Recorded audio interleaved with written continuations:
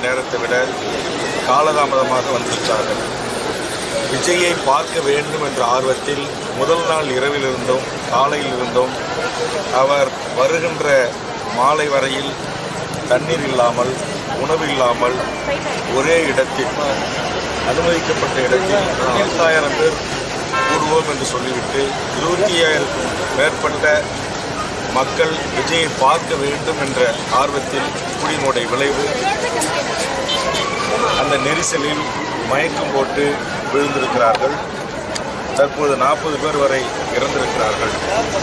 ஆக ஒரு தலைவர்கள், அதுவும் சினிமா துறையில் உச்சபட்ச நடிகராக இருக்கின்ற விஜய், அவரை பார்க்க வேண்டும் என்ற ஆர்வத்தில் பெண்கள் கை குழந்தைகளை, 1 வயது குழந்தைகளை, 2 வயது 3 வயது குழந்தைகளை தூக்கி வந்து 10 மணி நேரம் 12 மணி நேரம் காத்து கிடப்பதும், முதல் நாள் இரவிலிருந்து எப்படியாவது விஜயை அருகாமையில் பார்க்க வேண்டும் என்று காத்து கிடப்பதும் பகுத்தறிவுக்கு உகந்ததல்ல. இதைத்தான் நான் அனைத்து கூட்டங்களிலும் சொல்லி வருகிறேன்.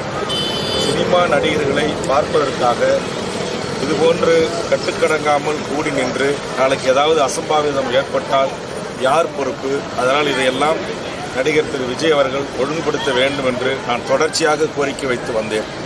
ஆனால் இதையெல்லாம் கிஞ்சித்தும் கவலை கொள்ளவில்லை. ஒரு குறுகிய இடத்தில் மக்கள் குவிகின்ற போது ஏற்படுகின்ற நெரிசலில் மூச்சு திணறல், மயக்கம், விஜயை பார்க்க வேண்டும் என்கிற ஆர்வத்தில் மயக்கம் அடைந்து விழுந்த குழந்தைகள், முதியோர்கள் மீது ஏறி நின்று விஜயை பார்த்திருக்கிறார்கள். ஆக இதெல்லாம் உயிரிழப்புக்கு காரணமாக இருக்கிறது.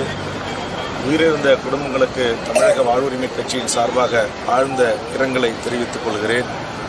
இந்த 40 உயிர்களுக்கும் இப்போது யார் பதில் சொல்வது? 40 குடும்பங்களுக்கும் அரசும் இதற்கு கூட்டத்தை நடத்தி விஜயை பார்க்க வந்த அவருடைய ரசிகர்களும் பொதுமக்களும் இருந்திருக்கிறார்கள். அவர்களுக்கு விஜயின் சார்பாகவும் உரிய இழப்பீடை வழங்க வேண்டும். இந்த ஒழுங்கு செய்யப்படாத ஒரு கூட்டத்தை கூட்டி இவ்வளவு பொதுமக்கள் இறப்புக்கு காரணமாக யாராக இருந்தாலும் உரிய பணியில் இருக்கின்ற நேர்மையான உயர்நீதிமன்ற நீதியரசரை கொண்டு விசாரித்து உடனடியாக இதற்கு காரணமான அனைவர் மீதும் உரிய சட்டப்பிரிவுகளில் வழக்கு பதிவு செய்து கைது செய்யப்பட்டு சட்டத்தின் முன் நிறுத்தப்பட வேண்டும். இனி வரும் காலங்களில் இந்த ரோட் ஷோ இதுபோன்று எவருக்குமே தரக்கூடாது. அது விஜய்க்கு மட்டுமல்ல, தமிழ்நாட்டில் எந்த பெரிதொரு அரசியல் கட்சி தலைவர்களுக்கும் இப்படி ரோட் ஷோவை அனுமதிக்கக்கூடாது. மக்களை இப்படி அளவுக்கு மீறி காக்க வைக்கக்கூடாது. ஒரு 10 மணிக்கு வரன்றதை ஒரு 11 மணிக்கு வரலாம். ஆனால் 10 மணி நேரம் காலதாமதமாக வந்தால் அங்கே கழிவறை கிடையாது, குடிநீர் கிடையாது. இது எல்லாம் ரொம்ப இன்னொன்று, அந்த கூட்டத்தில் தங்களுடைய விஜய் கட்சியினுடைய ஆம்புலன்ஸ் அந்த அணிவகுப்பு மரியாதை மாதிரி நடத்தியிருக்காங்க. அதையெல்லாம் இப்போ பிஹைண்ட் வீட்டில் நேரடியாக ஒளிபரப்ப நான் பார்த்தேன். பல்லாயிரக்கணக்கான மக்கள் கூடியிருக்கிற இடத்துல விஜய் ரசிகர்கள் எங்ககிட்ட இவ்வளவு ஆம்புலன்ஸ் இருக்குது அப்படின்னு விஜய் படத்தை ஒட்டிக்கிட்டு, கொடியை கட்டிக்கிட்டு, அந்த நடு வீதியில் அந்த ஆம்புலன்ஸ் ஹார்ன் அடிச்சுக்கிட்டு சைரன் போட்டுக்கிட்டு அவங்க போயிருக்காங்க. அதில் தள்ளுமுள்ளு விழுந்து பல பேர் கீழே மயங்கி விழுந்திருக்கிறாங்க. ஆக இதை முறையாக அந்த கூட்டத்தை ஒழுங்கு செய்ய வேண்டியவர்கள், வழிநடத்த வேண்டியவர்கள் முறையாக அதை செய்யவில்லை.